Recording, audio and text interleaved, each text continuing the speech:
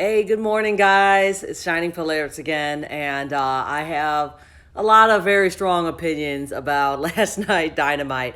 Overall, it's a very good episode, but if you've been on Instagram or Twitter, or even if you just watched the show, you know the biggest thing everyone didn't like. So this was the 30-year anniversary episode dedicated to Jericho for his long career. What's really cool about this episode is they had a bunch of celebrities and other wrestlers did these little video packages to congratulate him, and yeah, that was really cool. The biggest one will probably be the one with Hiroshi Tanahashi from New Japan Pro Wrestling on. And that basically started a huge rumor mill, which is, I'm hoping, is going to come true eventually. The reason why the rumor is, hopefully with these mentions of New Japan, that AEW and New Japan could actually have a working relationship together, since I think their president or whatever retired or stepped down, so they have a new president or CEO stepping up, so maybe they can form that relationship. So when Hiroshi was talking, you had the huge New Japan logo in the back, but it wasn't only because of that. John and Lance both threw a promo down for their huge match next week, and they both talked about New Japan as well, and about Wrestle Kingdom and Tokyo Dome and all that. So even if they just do something small with AEW, don't have to be a big thing, just like what NWA is doing right now. But oh my God, it'll just be great, because they got a lot of New Japan wrestlers at AEW, and of course New Japan have a lot of fans, and I think it would just be great for both promotions to do that. All right, so back to Dynamite. First match coming out was for the FTW championship. It was Brian Cage versus Will Hobbs. And of course, that was a really good match, because you just have two big guys, what they call slapping meat. So yeah, that's exactly what you expected in this match. Brian Cage got the win for that one, but Will Hobbs looked really good in that match. He also has a new intro. But right after that, Taz came out, and he said he asked Will if he wanted to join the team FTW with them, and if not, he'll just get a beatdown. Will Hobbs didn't do anything, but as Cage and Starks looked like they were going to beat him, Darby Allin came out to try to save Hobbs. So it's kind of good that we still got that rivalry going, because I really do like Darby versus FTW, and yeah, now you got Hobbs in the story too. Next match was FTR versus TH2 for the tag team championship. What is it? The Brush with Greatness. And this was one of the matches I was also looking forward to, because I like TH2 a lot. And TH2, they rarely have been on Dynamite. They're usually just a dark team, but they're so talented, and they're so good. So it's really, really good to have them go on against a big team like FTR, and to finally be on Dynamite. So in this match, you have FTR basically beating up Jack Evans like 80% of the way. And of course, Angelico, he did some stuff too. But it was just very high-flying match. And surprisingly, FTR didn't cheat too much. So FTR won, and I believe they won pretty legitimately. So after that match, they focused on the TV screen, and it had Dax and Cash there in hot dog costumes with the belts on, and of course you already know what that means. Best Friends theme music came out, and Chuck and Trent walked out wearing the hot dog t-shirts. So they Best Friends came out with the hot dog t-shirts, and they were saying what this means, FTR? That means you guys are weenies. And they also said that since FTR don't take them seriously as real wrestlers, they just think they're comedy wrestlers. Despite all of that, Best Friends is still #1 contender. Yeah, baby. And then Chuck said that Tony Khan have already agreed that they can have their title shot next week on the anniversary episode. And this will be the real 60-minute tag team championship match. Not with the Brush of Greatness, because they earned their spot. And what I really like was, so FTR tried to, throw a sucker punch at Best Friends, but they're too good for that. So of course they hit him back, and FTR rolled out of the ring, but they left their belts there. So you got that great image of Best Friends holding up the tag team belts, which they totally deserve. So yeah, when they were holding the tag team title belts, got to get the people what they want. But so they were just looking at that, and then they kind of just tossed the belts back to FTR, and then that was the end of that segment. And then the next match was a really big match. This one right here, dog collar match, Cody versus Brody Lee for the TNT title.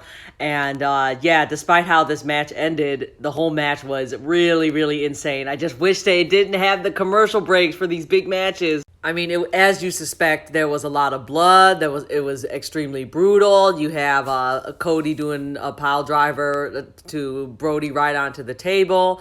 A couple of shots into John Silver, which was really funny.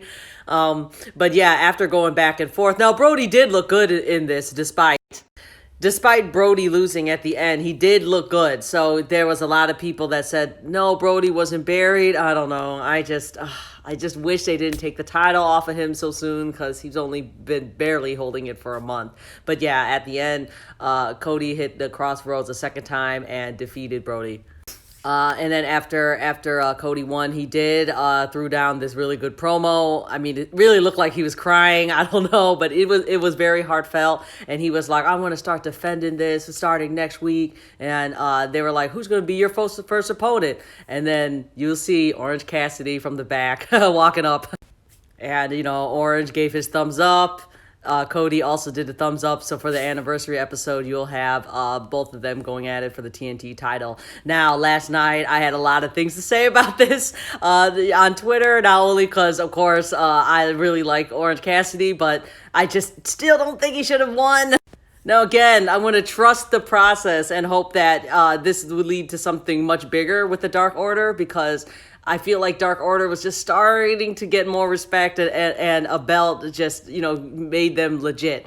But to have them lose so quickly, now it just makes that whole team weak, in my opinion. People were saying that, this is going to lead for a rematch between, Cody and Brody. But then my thing is with Orange Cassidy coming on to defend to get the title opportunity again after he just lost it to Brody. That seems a little strange. And again, I have very strong feelings about this because just like with Brody, he was finally getting a proper push. You got Cassidy that's getting a major push right now, and he already lost the match with Brody. So if he comes in and loses to Cody, then he's just going to look weak completely. So yeah, in my opinion, what I think is going to happen is Cody is going to drop the title to Cassidy because he really deserves it, being one of the top guys right now.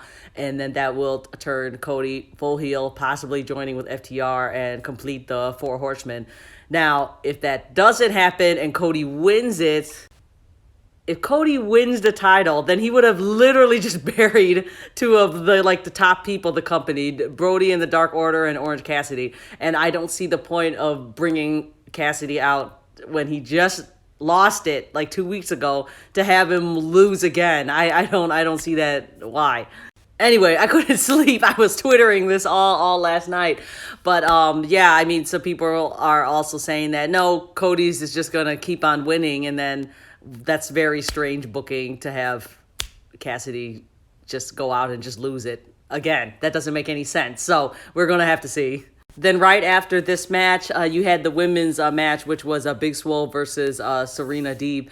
And I mean, these are two really good women competitors. I think Deeb is part of the coaching staff for the women, maybe. So was not surprised that she lost, but they both looked really good. I'm going to think that since Big Swole is number 2, that she is going to, get her title shot with Hikaru soon. Again, the only thing I really didn't like was you had this match immediately after the dog collar match, and so I can imagine nobody really watched or cared about this one. But yeah, regardless, I'm really hoping they do something with the women's division very soon, because now, you have Britt Baker back and Big Swole is finally back for her little vacation, that they could start having proper matches for the women's title, because we hadn't seen Hikaru on TV for a while. So then the last match, main event, was Chaos Project, Luther and Serpentico versus Inner Circle, Jericho and Hager. I know the significance with Luther in there. Jericho posted, videos about his friendship with Luther and that they've both been doing this for 30 years. In my opinion, if they wanted to really focus on Luther, they should have just had this a singles match. It'd be like friends versus friends, but they did the tag team because I guess Jericho wanted to start competing in tag teams again. So just having with Hager and Serpentico there, I don't know, it was kind of meh. I know it's a little push for Serpentico too, but eh. So the match, I mean, like, even with all that, I really don't like Luther. I just see him kind of boring on Dark, and a couple of times he tried to do some high-flying spots. It just looked very, very awkward because he was slipping or he didn't do it fast enough, so everybody on the floor was waiting. It was just very weird to me. After the match, you had this segment going, which was really funny. This was MJF. He went out with Wardlow to give Jericho a big present. And as he was doing it, he was just talking in a very funny way of like why Jericho deserves so much praise and all that. So MJF, and Wardlow like took that pink cover off, and inside that was a clown. Now, missed opportunity. I think it should have been Frank the Clown, and I actually went and tweeted that. But no, it was just some guy, and he was holding like a big frame picture. And when he gave the picture frame to Jericho opened it up, and it was just a big like poster print of MJF. And Jericho didn't like that gift. Hit MJF with the photo and basically said, don't ever interrupt me again, blah, blah, blah. And then they both looked at each other very angrily. Oh, because right before that, MJF was like, I'm going to make a huge announcement next week on the anniversary show.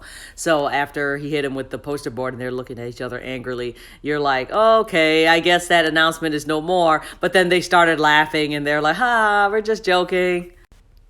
And then, so then the whole show ended, but the funniest part was that the credits started rolling and this really like celebratory music happened. And when the credits roll, it was all Jericho's name.